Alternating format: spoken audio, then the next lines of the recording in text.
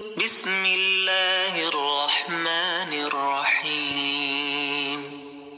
يا أيها المزمل قم الليل إلا قليلا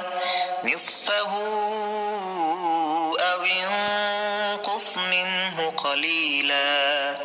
أو زد عليه ورتل القرآن ترتيلا سنلقي عليك قولا ثقيلا إن ناشئة الليل هي أشد وطئا وأقوم قيلا إن لك في النهار سبحا طويلا واذكر اسم ربك وتبتل إليه تبتيلا رب المشرق والمغرب لا إله إلا هو فاتخذه وكيلا رب المشرق والمغرب لا إله إلا هو فاتخذه وكيلا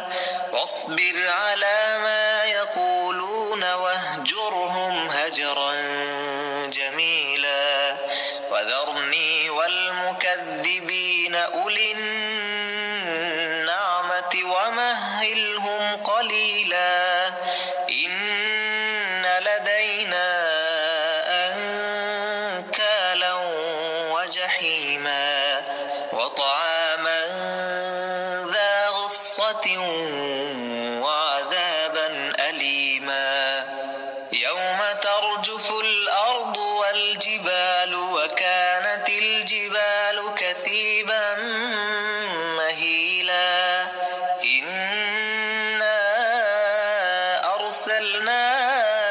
إليكم رسولا شاهدا عليكم كما أرسلنا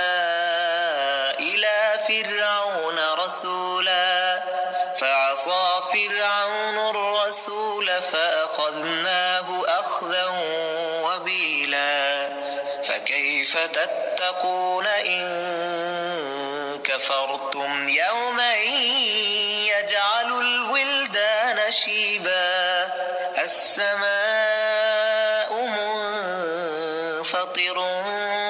به كان وعده مفعولا إن هذه تذكرة فمن شاء اتخذ إلى ربه سبيلا إن ربك يعلم أنك تقوم أدنى من ثلثي الليل ونصفه وثلثه وطائفة من الذين معك والله يقدر الليل والنهار علم أن لن تحصوه فتاب عليكم فاقرؤوا ما تيسر من القرآن علم أن سيكون منكم مرضى وآخرون يضربون في الأرض يبتغون من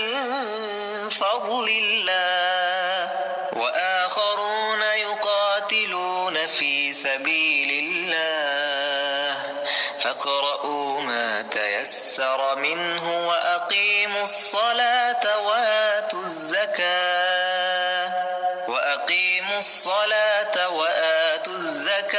وأقرضوا الله قرضا حسنا وما تقدموا لأنفسكم من خير تجدوه عند الله هو خيرا وأعظم أجرا واستغفروا الله إن